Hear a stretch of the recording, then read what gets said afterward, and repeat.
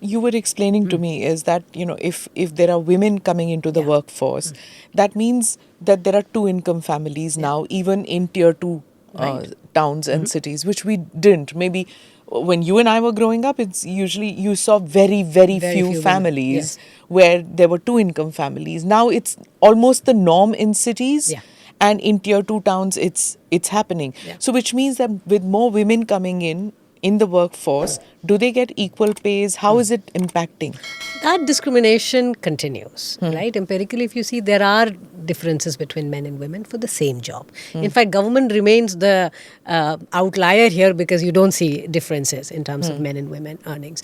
But private sector, in many industries, you do see these kind of differences, particularly if you're thinking of lower and mid-level, right? Okay. Not at the senior level. Does government, is there any need for government intervention in these kind of things when women come into the workforce, when there is more diversity? What is the government intervention in this? I think the big gorilla in the room as far as women and economy are concerned, it is what is happening to the family structure. You see, and this is where we have to have honest conversation. Women entering labor market and going out and working for a living also has an implicit cost, which is to the family, which is to childcare. If I just tell you, on an average, an Indian woman of the working age of 18 to 59 spends 4 to 5 hours taking care of someone, elderly or children. And by the way, we have a lot of elderlies, 120 million people above the age of 60, and they also need care. Care is almost always entirely on the shoulders of women in the household. So when they are going out and working, this now cannot be in the household. You have to go out and buy it. That market has not evolved. Culturally also, are we ready to outsource activities of care? I think these are very difficult questions to answer. But there has been, because of policy intervention by the government, for example, this Ladki Bahin or Ladli Behna, these things, it was surprising for us city kinds, who've had money, who have control over our own earnings. Most of us do. Not everybody, I need to say that.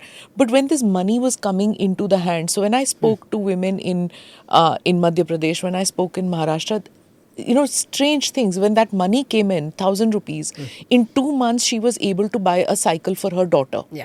Right? In 2 months of that installment, she was able to buy a cycle for her daughter. This daughter started going to school because, she wouldn't get teased on the way while walking. She didn't have to take a bus. Right. She had her own private transport. Right. So she could go to school. That was in Madhya Pradesh. In Maharashtra, there are reporters who came around and said that the woman for the first time could buy a sari for herself. Right. Otherwise, she had to wait for a Diwali to buy a sari. And that also was given to her by her husband. Yes. This is now a money which she has come, and she has had the independence to tell her husband कि मैं अपने पैसे से साड़ी ले रही हूँ अपने लिए. Now, that is one side of the story, and it's a wonderfully empowering story. And like Piyush Goyal was saying once when he was on the podcast, that, when the housing was done, it is mostly in the names of women. So suddenly you're seeing, like, in major one house asset. he saw one house which had been given. He says he saw 16 people in this shed. And then showed a house, the woman showed a house that this is being made for me. No, it's huge, Smita. In fact, and this is where, prematurely one doesn't declare these things, but just because there is Indian women, primarily in the last 10 years, you are seeing they are lifting the society in many ways. In the surge of voters, so even politically and policy-wise, every government is having to respond to women as voters and their aspirations, which did not exist even 15 years back, right? You didn't recognize women as... But now women are a major driver. And I think this is where Prime Minister Modi has this connect. And I think implicitly, with leaders who have ears on the ground, they know what is going to lead to transformation of the society. So targeting women for a lot of these benefits are directly leading to not just empowerment of the women, but upliftment of the family as a whole. So you mentioned about little girls. But you see that in the form of height and weight of children, educational attainment of children, right? The house, the family as a whole gets lifted, and therefore society, when you empower women in these different kinds of ways. And of course, we often talk of only Swachh Bharat, and Swachh Bharat also, when we talk about it, it's mostly from health indicators. But one of the biggest unintended consequences, it has reduced assault and crime against women significantly. Explain, please. You know, when the toilets were being built in the beginning, one was, the motivation was entirely from a health perspective. That, you know, when you have open defecation, then the fecal matter finds its way into the water, the house, and that leads to neonatal deaths, infant mortality, maternal, and different kinds of morbidities in the household, ailments, different kinds of diseases, waterborne, etc. So let's make India open defecation free. So we started building toilets. I wrote a lot about it in the beginning, but one unintended consequence of the whole thing is that it has reduced assault on women by nearly 22% in rural areas, particularly in the northern belt. It has reduced rapes by a very significant number as well. Now, this is when you think that policies which might be motivated by one objective, and in this case it was health, has lots of unintended consequences also.